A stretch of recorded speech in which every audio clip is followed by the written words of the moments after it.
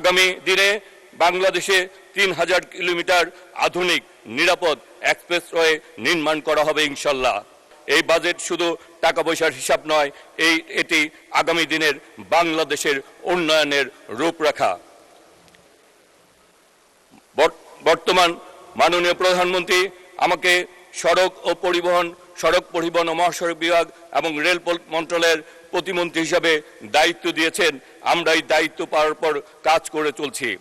এই বাজেটে এই সড়ক পরিবহন মহাসড়ক বিভাগে প্রায় 36,917 কোটি টাকা বরাদ্দ রাখা হয়েছে। এর মধ্যে উন্নয়ন কাজের জন্য রাখা হয়েছে 30,741 কোটি টাকা। বর্তমানে দেশের বিভিন্ন স্থানে 106টি উন্নয়ন প্রকল্প চলমান রয়েছে।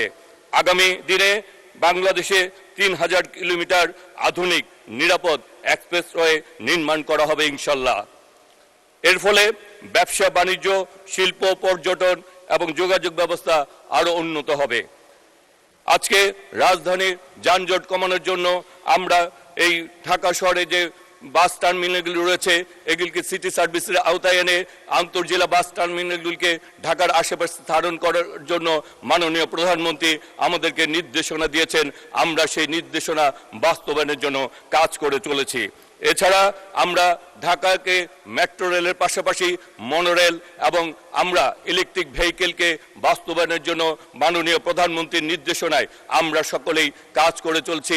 ইনশাল্লাহ আমরা একটি সময় এই ঢাকা এবং সারা বাংলাদেশে আমরা ইলেকট্রিক ভেহিকেল এবং মনোরেলের মাধ্যমে আগামীর বাংলাদেশ এবং ঢাকাকে যানজট মুক্ত করতে পারবো।